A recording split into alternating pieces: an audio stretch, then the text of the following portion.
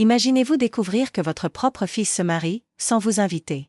C'est exactement ce qui est arrivé à Marguerite Dubois, une femme de 65 ans qui pensait avoir une relation normale avec sa famille. Tout a commencé par un simple appel téléphonique un mardi matin de novembre. Marguerite préparait son café habituel dans sa cuisine parisienne quand son téléphone a sonné. C'était sa sœur Élise, la voix tremblante d'émotion. « Marguerite, tu es au courant pour le mariage de Pierre. » La tasse de porcelaine a glissé de ses mains, se brisant en 1000 morceaux sur le carrelage. « Quel mariage » avait-elle murmuré. Le cœur battant la chamade. Son fils unique, Pierre, 32 ans, allait épouser Sophie dans 3 semaines. Toute la famille était au courant, sauf elle. Les faire-part avaient été envoyés, le lieu réservé, les invitations distribuées. Mais le nom de Marguerite Dubois n'apparaissait nulle part sur la liste des convives. N'oubliez pas de vous abonner à notre chaîne pour ne manquer aucune de nos histoires bouleversantes qui révèlent les secrets les mieux gardés des familles françaises. Marguerite s'est effondrée sur sa chaise, réalisant l'ampleur de l'humiliation. Comment sa belle-fille Sophie avait-elle réussi à convaincre Pierre de l'exclure de l'événement le plus important de sa vie? Après tout ce qu'elle avait sacrifié pour élever son fils seul, après toutes ces années d'amour inconditionnel, la colère a rapidement remplacé la tristesse. Si Sophie pensait pouvoir l'écarter si facilement, elle allait découvrir de quoi Marguerite Dubois était capable. Car ce qu'elle s'apprêtait à faire allait changer le cours de cette histoire de manière totalement inattendue, mais avant de révéler sa décision qui allait bouleverser toute la famille, il faut comprendre comment cette guerre silencieuse avait commencé. Tout avait commencé il y a 5 ans, lors d'un dîner d'automne dans le petit appartement de Pierre, rue de la Roquette. Marguerite se souvenait encore parfaitement de cette soirée qui avait marqué le début de ce qui allait devenir une véritable guerre froide familiale. Pierre lui avait annoncé qu'il voulait lui présenter quelqu'un de spécial. Marguerite avait immédiatement senti son estomac se nouer. Après le divorce difficile avec le père de Pierre 15 ans plus tôt, elle avait consacré toute sa vie à son fils unique. Elle avait travaillé comme secrétaire dans une compagnie d'assurance pour payer ses études d'ingénieur, sacrifiant ses propres rêves et même ses relations amoureuses. Quand Sophie était entrée dans l'appartement ce soir-là, Marguerite avait été frappée par son assurance naturelle. Grande, blonde, élégante dans son tailleur Chanel, Sophie dégageait cette aisance bourgeoise que Marguerite n'avait jamais possédée. À 27 ans, elle travaillait déjà comme avocate dans un cabinet prestigieux du 16e arrondissement. Enchantée. Madame Dubois, avait dit Sophie en tendant une main parfaitement manucurée. Pierre m'a tellement parlé de vous. Mais dès les premiers échanges, Marguerite avait senti que quelque chose clochait. Sophie parlait de ses voyages en première classe, de ses week-ends dans la maison familiale en Normandie, de ses études à Sciences Po. Chaque phrase semblait souligner la différence entre leurs deux mondes. Vous habitez dans le 19e, c'est cela, avait demandé Sophie avec un sourire poli mais distant. C'est pittoresque comme quartier. Marguerite avait serré les dents. Son petit 2 pièces près du parc des Buttes-Chaumont n'avait rien de pittoresque, c'était simplement ce qu'elle pouvait se permettre avec son salaire modeste. Le dîner s'était poursuivi dans une atmosphère tendue. Sophie critiquait subtilement tout, la décoration rétro de Pierre, sa voiture économique, même son choix de restaurant pour leur rendez-vous. Marguerite voyait bien que son fils était sous le charme, mais elle percevait aussi qu'il commençait à avoir honte de ses origines modestes. Maman fait le meilleur pot-au-feu de Paris, avait dit Pierre pour détendre l'atmosphère. Oh, comme c'est traditionnel, avait répondu Sophie. Moi, je ne cuisine jamais. Nous avons une femme de ménage qui s'occupe de tout cela. Cette phrase avait été comme un coup de poignard pour Marguerite. Elle qui avait passé des heures en cuisine pour faire plaisir à son fils, qui avait appris toutes ses recettes préférées, mais le pire était encore à venir. En partant, Sophie avait glissé à Pierre, assez fort pour que Marguerite entende, tu devrais vraiment penser à déménager dans un quartier plus approprié. Cette nuit-là, Marguerite n'avait pas fermé l'œil. Elle pressentait que cette femme allait lui voler son fils, et elle ne se trompait pas. Les mois qui suivirent cette première rencontre furent un calvaire pour Marguerite. Sophie s'installait progressivement dans la vie de Pierre, et chaque visite familiale devenait un champ de bataille silencieux où les deux femmes se livraient une guerre psychologique impitoyable. Le premier Noël fut particulièrement éprouvant. Marguerite avait préparé le réveillon traditionnel dans son petit appartement, dinde au marron, bûche maison, et tous les plats que Pierre adorait depuis l'enfance. Elle avait même sorti sa plus belle nappe en dentelle, héritée de sa grand-mère. Sophie était arrivée avec une bouteille de champagne hors de prix et un sourire condescendant. Oh, que c'est chaleureux ici, avait-elle commenté en observant les décorations modestes de Marguerite. Chez mes parents, nous recevons généralement une trentaine de personnes pour Noël. Pendant le repas, Sophie n'avait cessé de parler de ses projets avec Pierre, un voyage aux Maldives, l'achat d'un appartement dans le 7e arrondissement, des dîners avec ses collègues du barreau. Chaque phrase excluait naturellement Marguerite de leur future vie commune. Pierre, tu devrais vraiment penser à changer de travail, avait déclaré Sophie en coupant délicatement sa dinde. Mon père connaît des gens dans de grandes entreprises. Tu pourrais gagner beaucoup plus. Marguerite avait vu son fils hocher la tête avec enthousiasme. Le même Pierre qui, quelques mois plus tôt, lui disait être parfaitement heureux dans sa petite entreprise d'ingénierie informatique. Et puis, il faudra que tu apprennes à t'habiller différemment, avait continué Sophie. Ses chemises. De grande surface, vraiment, cette fois, Marguerite n'avait pas pu se retenir. Pierre s'habille très bien. J'ai toujours veillé à ce qu'il soit élégant. Le regard glacial de Sophie s'était posé sur elle. Bien sûr, Madame Dubois. Mais les codes vestimentaires évoluent, vous comprenez. L'atmosphère s'était tendue davantage quand Marguerite avait sorti les photos de Pierre enfant. Regardez comme il était mignon à 3 ans, s'était-elle exclamée, espérant attendrir Sophie. Mais la jeune femme avait à peine jeté un coup d'œil au cliché. Pierre m'a dit que vous aviez gardé tous ses jouets d'enfance. N'est-ce pas un peu excessif? Le coup avait porté. Marguerite collectionnait effectivement tous les souvenirs de son fils, ses dessins d'école primaire, ses bulletins, ses premières dents. Pour elle, c'était des trésors. Pour Sophie, c'était visiblement pathologique. La soirée avait atteint son paroxysme quand Sophie avait suggéré que Pierre passe le prochain Noël chez ses parents en Normandie. Mes parents organisent toujours des réveillons magnifiques. Pierre, tu adorerais leur château. Un château. Marguerite avait senti son monde s'écrouler. Comment pouvait-elle rivaliser avec un château? Mais ce qui l'avait le plus blessé, c'était le silence de Pierre. Son fils, qu'elle avait élevé seul, qui lui devait tout, ne prenait même pas sa défense. Il semblait hypnotisé par cette femme qui représentait tout ce qu'il n'avait jamais eu. En raccompagnant le couple à la porte, Marguerite avait entendu Sophie murmurer à Pierre, « Il va vraiment falloir que tu poses des limites avec ta mère. Cette dépendance n'est pas saine. » Cette nuit-là, Marguerite avait pleuré pour la première fois depuis des années. Elle réalisait qu'elle était en train de perdre la bataille, mais elle ne savait pas encore à quel point Sophie était déterminée à l'écarter définitivement. Pierre Dubois se trouvait dans une situation impossible. D'un côté, sa mère qui l'avait élevé avec un amour parfois étouffant, de l'autre, la femme qu'il aimait et qui représentait l'avenir qu'il avait toujours secrètement désiré. Les disputes entre Marguerite et Sophie devenaient de plus en plus fréquentes, et il se sentait déchiré entre ces deux univers incompatibles. Le conflit avait éclaté au grand jour lors de l'anniversaire de Pierre en mars. Marguerite avait organisé une petite fête dans son appartement, invitant quelques amis d'enfance et sa sœur Élise. Sophie était arrivée en retard, prétextant un dossier urgent au cabinet. « Désolée, j'ai eu un imprévu avec un client », avait-elle annoncé en embrassant Pierre. « Tu sais comme c'est, dans mon métier. » Marguerite avait préparé le gâteau au chocolat préféré de son fils, celui qu'elle lui faisait depuis qu'il avait 5 ans. Mais Sophie avait apporté une pâtisserie de chez Ladurée, beaucoup plus sophistiquée. « J'ai pensé que tes invités apprécieraient quelque chose d'un peu plus raffiné », avait-elle dit en posant l'écrin rose sur la table. Le message était clair, ce que faisait Marguerite n'était jamais assez bien. Pierre avait vu sa mère blêmir, mais il n'avait rien dit. Comment expliquer à Sophie que ce gâteau maison représentait des années d'amour maternel? La situation s'était encore compliquée quand Sophie avait commencé à critiquer ouvertement les amis de Pierre. « Franchement, chérie, tu pourrais fréquenter des gens plus intéressants. Marc travaille encore dans cette petite entreprise de plomberie, et Julien n'a toujours pas trouvé de travail stable. » Pierre voyait ses amis d'enfance s'éloigner progressivement. Sophie les trouvait sans ambition, peu cultivés, pas de notre niveau. Elle l'encourageait à se faire de nouveaux contacts dans son milieu professionnel, des avocats, des notaires, des gens qui pourraient l'aider à évoluer. Un soir, après une énième dispute entre sa mère et sa compagne, Pierre avait tenté d'avoir une conversation franche avec Marguerite. Il l'avait retrouvée dans sa cuisine, les yeux rougis, en train de ranger compulsivement ses placards. « Maman, il faut qu'on parle », avait-il commencé doucement. « De quoi, mon chéri? De la façon dont ta petite amie me traite comme une domestique? Ou du fait que tu ne prends jamais ma défense? » Pierre avait senti la culpabilité l'envahir. Sophie ne fait pas exprès, elle vient d'un milieu différent. Elle ne comprend pas toujours, elle ne comprend pas quoi? Que j'ai sacrifié ma vie pour toi? Que j'ai travaillé jour et nuit pour payer tes études? Que je t'aime plus que tout au monde? Les larmes de sa mère l'avaient bouleversée, mais les mots de Sophie résonnaient aussi dans sa tête. Ta mère est possessive. Pierre, cette relation n'est pas normale. Tu es un homme de 32 ans, il faut que tu coupes le cordon. Maman, je t'aime énormément, mais Sophie a raison sur certains points. Je dois construire ma propre vie maintenant. Le visage de Marguerite s'était fermé. Ta propre vie? Tu veux dire une vie sans moi?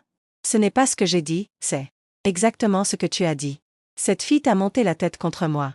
Elle veut m'éliminer de ta vie, et tu la laisses faire.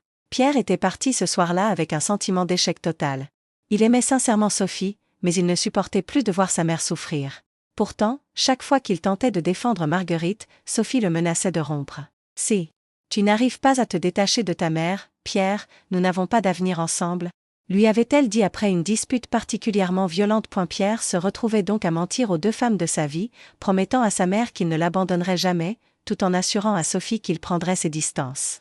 Avec Marguerite. Mais cette double vie devenait de plus en plus difficile à maintenir, et Pierre ne savait pas encore que Sophie préparait déjà sa stratégie finale pour éliminer définitivement Marguerite de leur existence. L'annonce des fiançailles était arrivée comme un coup de tonnerre dans un ciel serein. Pierre avait appelé sa mère un dimanche matin de septembre, la voix tremblante d'émotion. « Maman, j'ai quelque chose d'important à t'annoncer.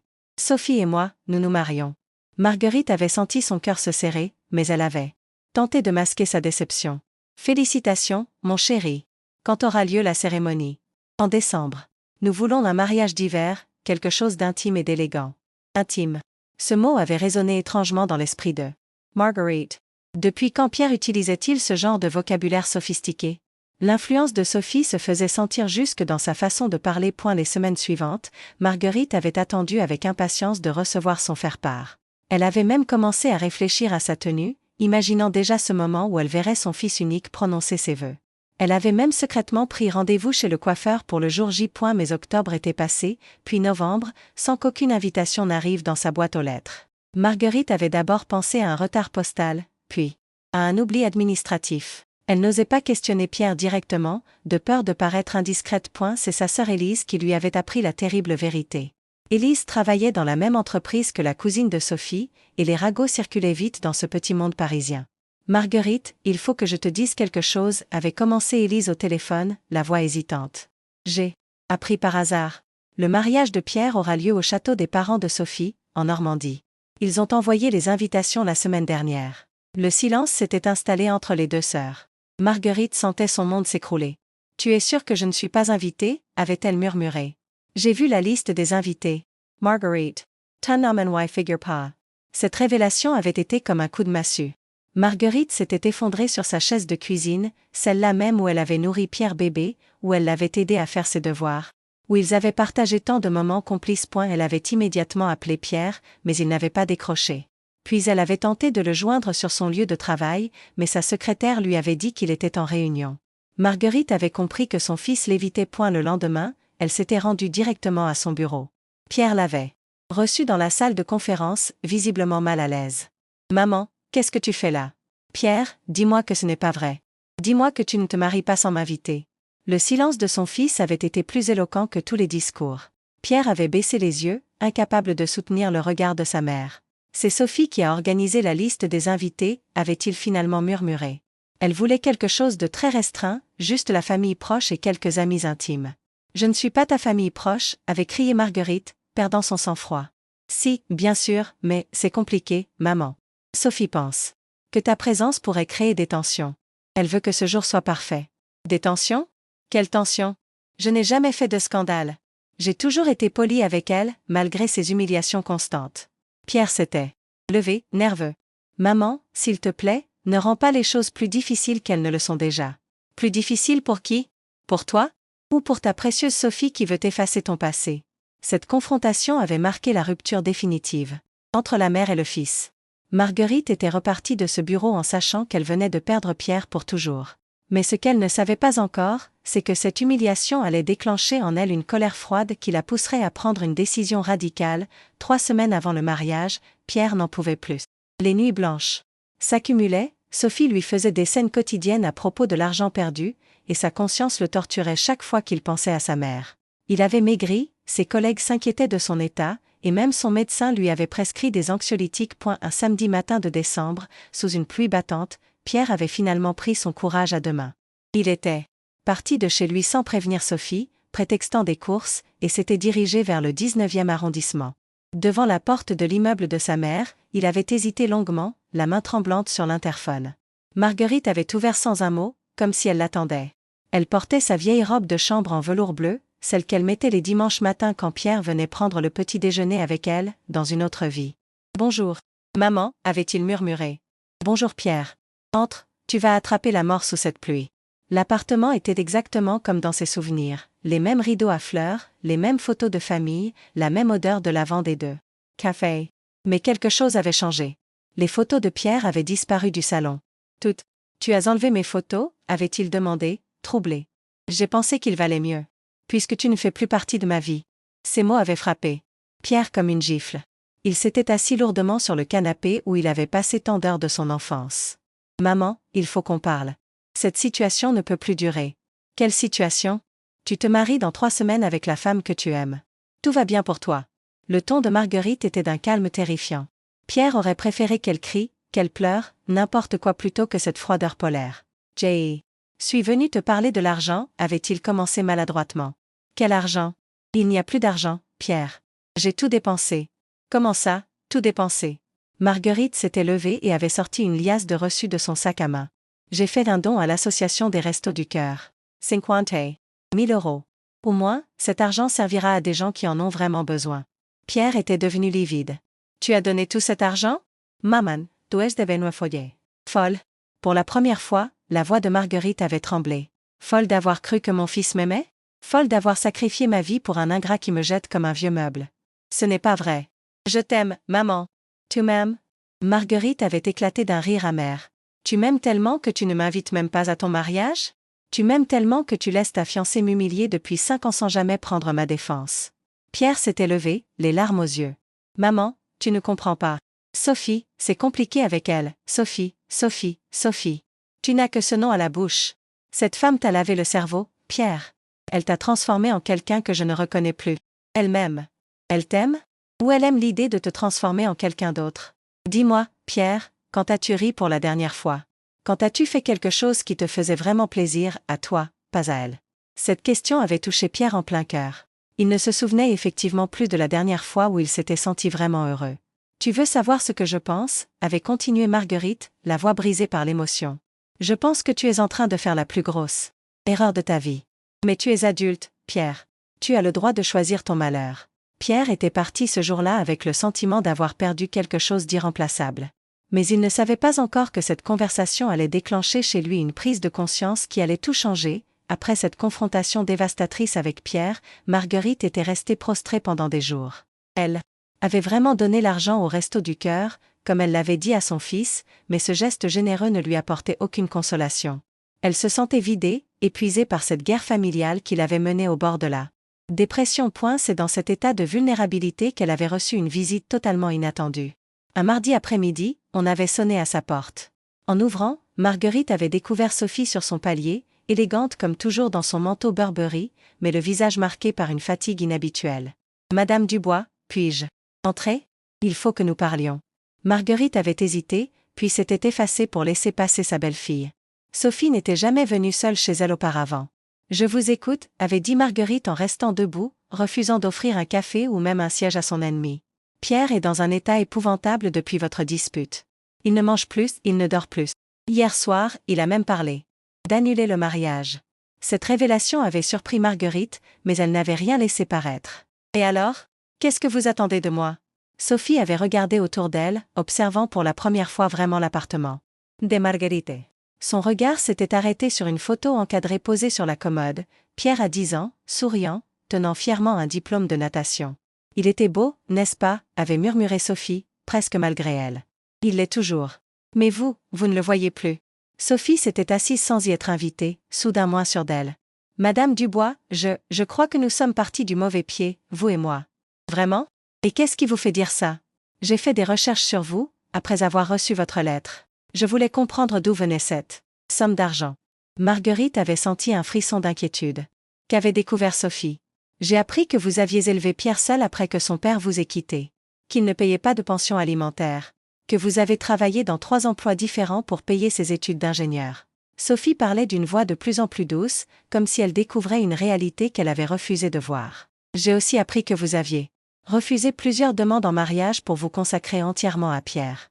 Qu'un homme, Monsieur Bernard, vous a courtisé pendant des années, mais que vous avez renoncé à lui parce que Pierre n'arrivait pas à l'accepter. Marguerite avait détourné le regard. Elle n'aimait pas qu'on fouille dans son passé, dans ses renouncements. Pourquoi me dites-vous tout ça? Parce que je commence à comprendre qui vous êtes vraiment. Et je réalise que j'ai peut-être eu tort de vous juger si sévèrement. Sophie s'était levée et avait marché vers la fenêtre qui donnait sur la cour intérieure de l'immeuble. Vous savez, Madame Dubois, moi aussi j'ai grandi sans père. Mais contrairement à Pierre, j'avais une mère qui ne s'occupait que de ses mondanités et un beau-père qui me considérait comme un fardeau. J'ai appris très tôt à me débrouiller seule, à ne compter que sur moi-même. Cette confidence inattendue avait ébranlé Marguerite. Pour la première fois, elle entrevoyait la femme derrière le masque de perfection. Quand j'ai rencontré Pierre, j'ai été jalouse de l'amour que vous lui portiez. Cet amour inconditionnel, je ne l'avais jamais connu. Alors j'ai voulu l'avoir pour moi seule. Sophie s'était retournée, les yeux brillants de larmes contenues. Mais je vois maintenant que je suis en train de détruire l'homme que j'aime.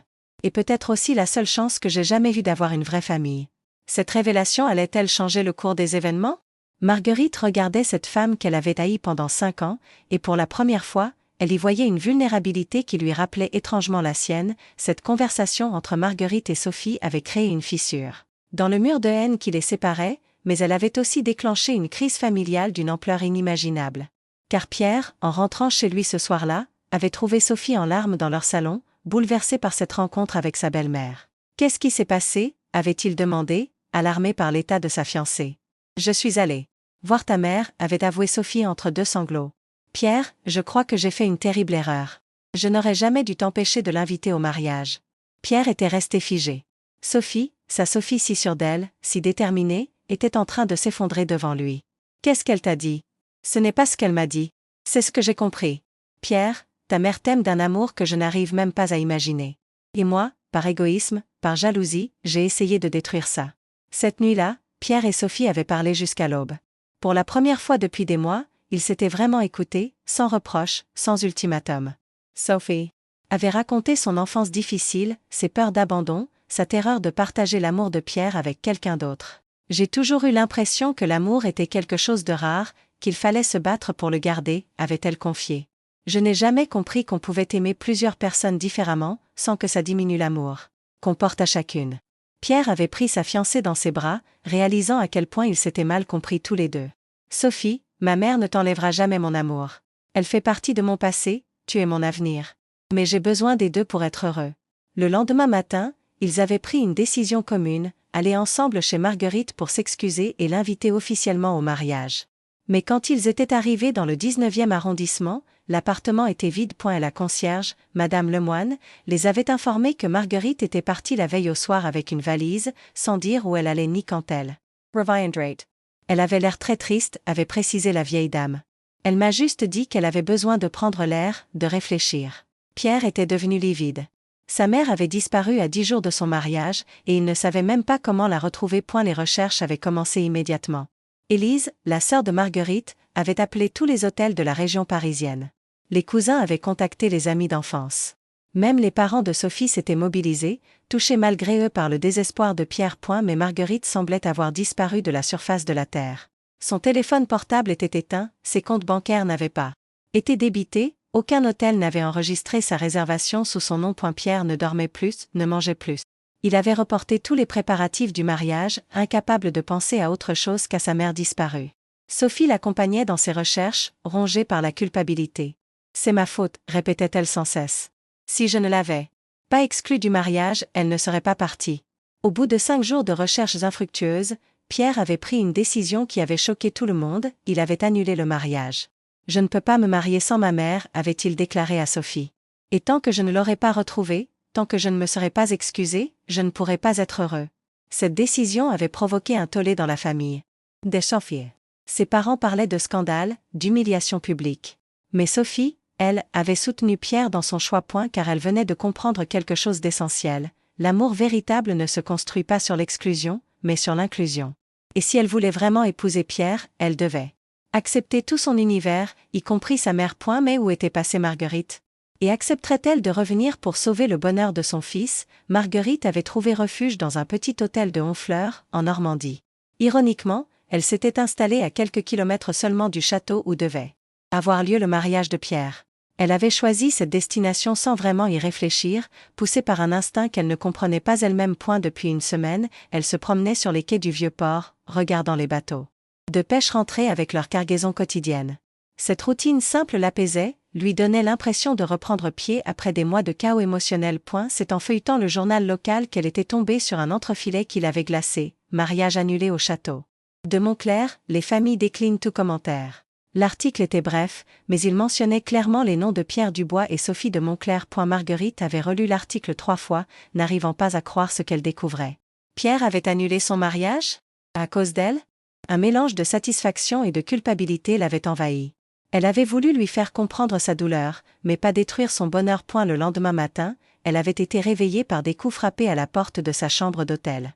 En ouvrant, elle avait découvert Pierre et Sophie, tous les deux épuisés, les traits tirés par une semaine de recherches acharnées. « Maman » avait murmuré Pierre, les larmes aux yeux. « Comment m'avez-vous retrouvée ?»« Elise se souvenait. Que tu parlais souvent de Honfleur quand tu étais petite » avait expliqué Pierre. « Nous avons fait tous les hôtels de la région. » Sophie était restée en retrait, visiblement intimidée.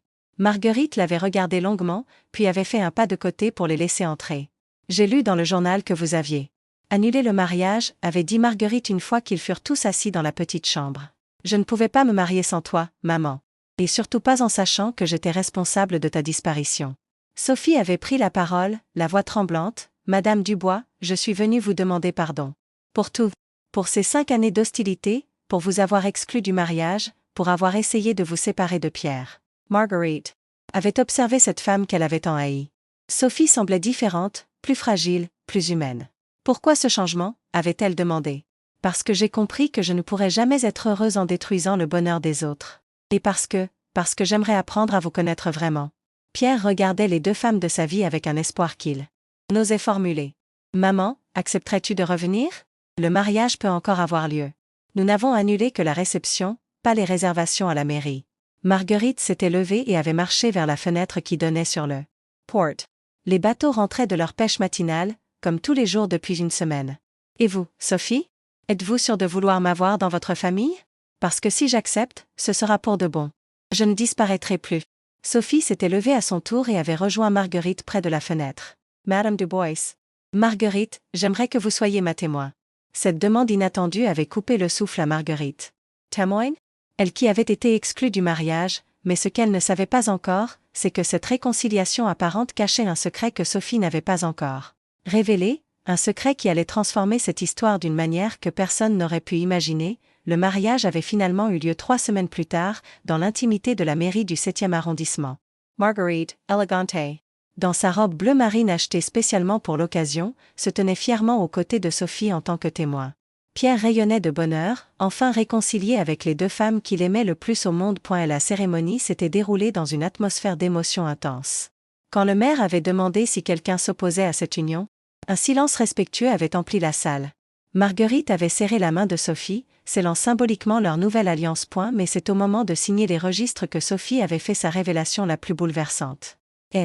Prenant la plume, elle s'était tournée vers Marguerite avec un sourire mystérieux. « Marguerite, il y a quelque chose que je dois vous dire.